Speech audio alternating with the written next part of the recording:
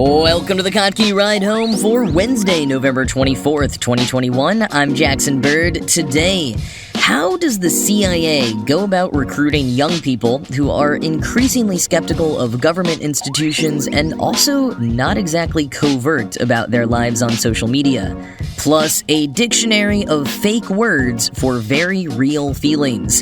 And are we cautiously eyeing an end in sight for the supply chain issues? Kind of. Here are some of the cool things from the news today.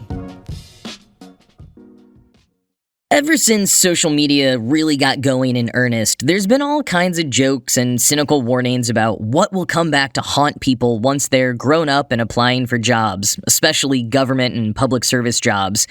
And it's been happening. There've been plenty of problematic tweets that have gotten dug up, especially from actors and comedians. We also get occasional flickers of joy, like Timothée Chalamet's old Xbox controller modding YouTube channel. There was Virginia House Delegate member Dana Karim's heavy metal band, and Beto O'Rourke's punk and hacker past. House Representative Alexandria Ocasio-Cortez's old class project Listomania music video was shared around early on in her political career, and fellow Representative Madison Cawthorn's gleeful Instagram posts from visiting Hitler's vacation home weren't apparently enough to deter voters. The era of being able to leave your embarrassing younger self in the past is effectively over for most people. Though I do feel like we're still waiting for a political candidate to surface who, ran a Stan account on Tumblr as a young teenager or something. Journalist Jessica M. Goldstein was thinking along the same lines recently when she went to the CIA's headquarters in Langley, Virginia, to find out how exactly they're managing to recruit young people for covert jobs when their entire lives have been splayed across the internet, both intentionally by themselves and less consensually by their parents, sometimes, as Goldstein puts it, before they even gained sentience. But it turns out, Goldstein found after talking to former members of the agency and sitting down in person with the Associate Director for CIA Talent, Michael Burns, having a social media presence doesn't hurt a candidate's chances at all. In fact, if they get into covert ops, it often helps. Lisa Maddox, one of the former CIA employees Goldstein spoke with, told her, quote, "The CIA is a pretty modern, savvy organization. They want and encourage most officers to have a social media presence because, quite frankly, it's a red flag and looks strange if you don't. You've got to blend in and look normal. I would argue that some of the Gen Z and younger folks, their networks are so huge online, it's almost a blessing. You can't figure out who their close friends are because they're friends with everybody. It almost negates the exposure," end quote. And Burns added that someone absolutely should not abandon their online life the minute they get a job at the CIA. That would definitely be a red flag. And Maddox also shared one detail that makes a lot of sense, and I think adds to why, even as millennials start entering higher levels of public office, we haven't seen too many awful or embarrassing posts resurfacing. She said, quote, "Most folks that are applying to jobs in the intelligence community have kind of prepared themselves and their portfolios and lifestyles for such an application," end quote. Goldstein adds that these candidates are smart enough to have always been semi-anonymous and vague users of social media, or to at least go through and delete any old posts that might cause alarm. And once a recruit is hired, if they are chosen for covert ops, which applicants don't know if they will when they first apply, a public social media account still isn't a detriment. Contrary to popular knowledge, going undercover rarely involves taking on a whole new identity. Rather, Douglas London, a veteran of the CIA's clandestine service branch, explained to Goldstein, "You leverage your existing profile. You lean into things that are already true in your life. And on social media, you would just make sure to avoid exposing any vulnerabilities. Cover is oftentimes just saying that you have some position that you don't really, or saying that you are in a place for a different reason than you actually are. But the more all of this is built on factual truths about your life and circumstances, the more foolproof it is." And whether it's those covers for status or action, or the rare cases of actual disguise, the CIA has had to update all of its techniques to cover people's tracks digitally. But Goldstein wasn't able to get the details on a lot of that. But for all this concern Goldstein has about if Gen Z and younger millennials are hireable by the CIA due to their social media trails, the bigger question is, do any of them even want to work there? The CIA is apparently well aware of how far they've fallen in the eyes of younger folks who are critical of the agency's methods and the point of the institution at all. The agency has been working for several years on a bit of a rebrand to appeal to younger applicants. Active social media pages, a website redesign, bringing along younger and more diverse agents on college visits. And apparently it's kind of working. An agency spokesperson told Goldstein that their 2021 class was the third largest in a decade and the most diverse talent pool since 2010. So if you suddenly get a hankering to become a government spy but worry all those Brendan Fraser memes you've posted over the last 5 years will 86 your chances, just know that they probably want you more than they care about your weird meme taste.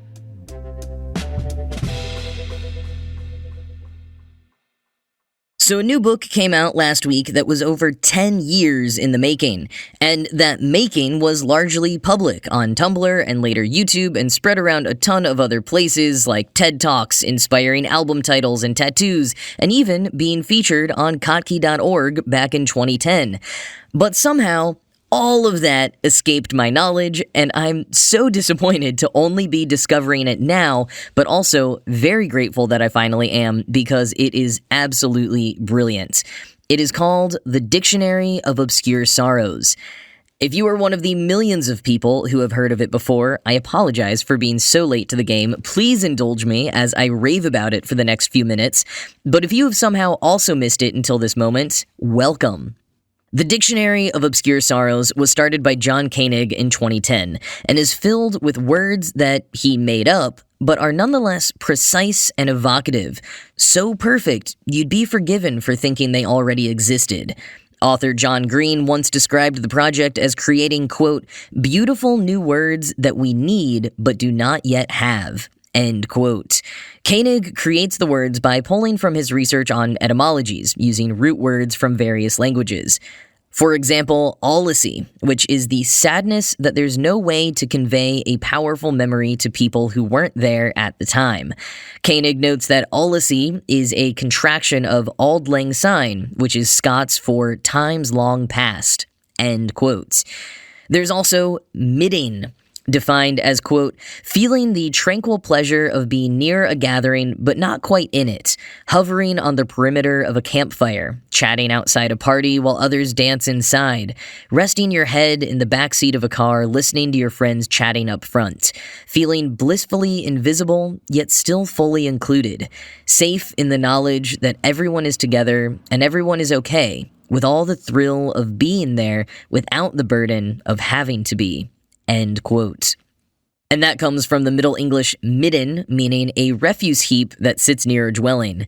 And before Koenig started adding a lot of etymological sources, there were some more standouts. I particularly like énouement, which Koenig defines as, quote, the bittersweetness of having arrived here in the future, where you can finally get the answers to how things turn out in the real world, who your baby sister would become, what your friends would end up doing, where your choices would lead you, exactly when you'd lose the people you took for granted. Which is priceless intel that you instinctively want to share with anybody who hadn't already made the journey, as if there was some part of you who had volunteered to stay behind, who was still stationed at a forgotten outpost somewhere in the past, still eagerly awaiting news from the front. End quote. There's also Nighthawk, which is, quote, a recurring thought that only seems to strike you late at night, an overdue task, a nagging guilt, a looming and shapeless future that circles high overhead during the day, that pecks at the back of your mind while you try to sleep, that you can successfully ignore for weeks, only to feel its presence hovering outside the window, waiting for you to finish your coffee, passing the time by quietly building a nest. End quote.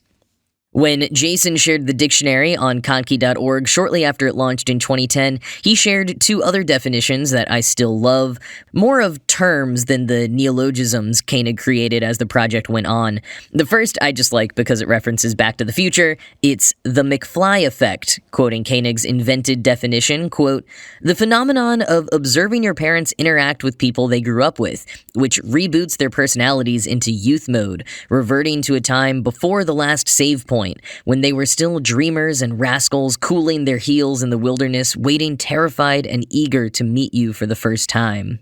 End quote. And then there's this one that feels absolutely ahead of its time. It's taken on a whole new relevance in our social distancing era. The term is contact high five, and Koenig defined it as, quote, "an innocuous touch by someone just doing their job, a barber, yoga instructor, or friendly waitress that you enjoy more than you'd like to admit, a feeling of connection so stupefyingly simple that it cheapens the power of the written word, so that by the year 2025, aspiring novelists would be better off just giving people a hug." End quote.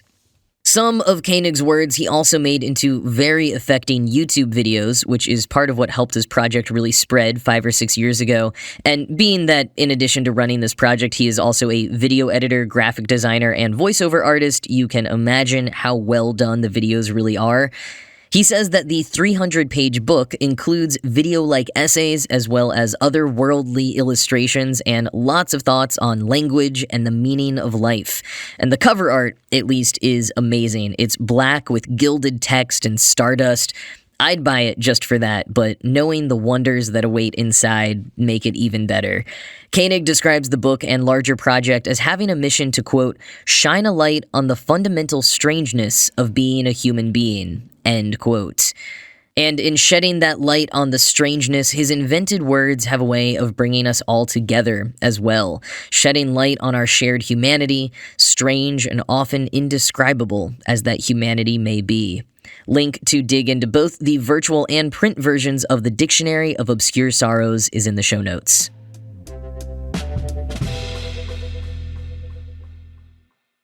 Well, just as the Chicago Tribune broke the news that Beanie Babies are catching rides on chartered cargo planes in order to avoid the backlog of cargo ships on the West Coast and therefore make it under the tree before Christmas, the Wall Street Journal is cautiously predicting that supply chain problems are beginning to ease up.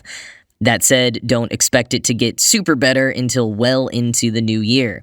Quoting the Wall Street Journal, "In Asia, COVID-related factory closures, energy shortages, and port capacity limits have eased in recent weeks.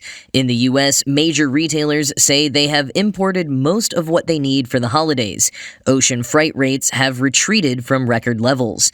Still, executives and economists say strong consumer demand for goods in the West, ongoing port congestion in the U.S., shortages of truck drivers, and elevated global freight rates continue to hang over any recovery.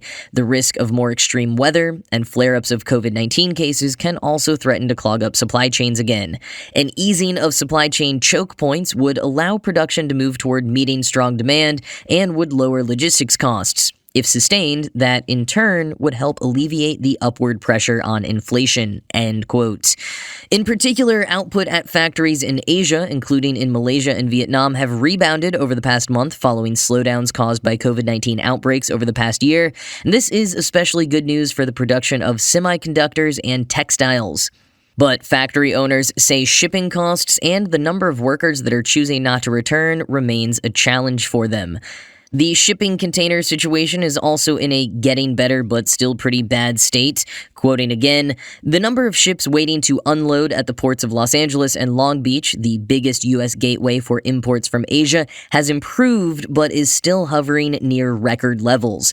There were 71 container ships anchored offshore on November 19th, down from a peak of 86 3 days before, according to the Marine Exchange of Southern California, and 17 more were expected to arrive within 3 days. Before the pandemic, it was unusual for any ships to anchor offshore." Thomas Brocha, managing director of Foshan Ufeng Furniture Company based in Guangdong Province, said that in September, he wasn't able to ship any products because he was unable to secure space on even a single shipping container that month. While the company has been able to book more containers since October, it still takes days until it can confirm bookings with vendors. Prices remain 3 or 4 times what he paid before 2020.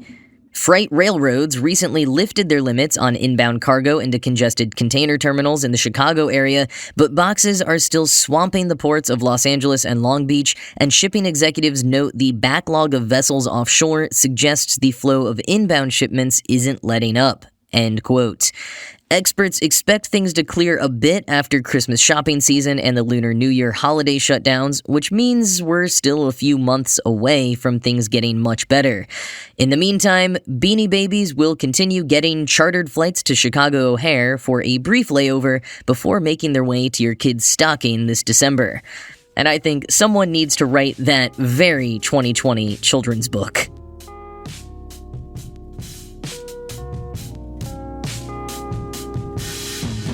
Well, tomorrow is Thanksgiving here in the US, which means Ride Home is taking the day off. And we're taking Friday off as well, so no new episodes of the Kottke Ride Home until Monday. Why not check out some episodes from this time last year that you might have missed? Or, of course, you can always listen to our sister show, the Tech Meme Ride Home, where host Brian McCullough keeps you up to date with everything you need to know in the world of tech. Or, of course, you can always visit Kottke.org for a more visually oriented version of what I do here. But whatever you consume and whether you are celebrating anything or not this week, I hope you have a good and safe rest of your week. And in the spirit of Thanksgiving, I want to thank each and every one of you for listening to this show day in and day out, or just every now and then. It is an absolute joy to produce this show and share it with you. I'm so grateful that there are other folks out there who are equally passionate about the pursuit of interesting, enlightening, and sometimes straight up weird knowledge. So thank you all for listening. And with that, I will leave you for the week. As always, this show was produced by Ride Home Media and Kottke.org. I am Jackson Bird, and I will talk to you again on Monday.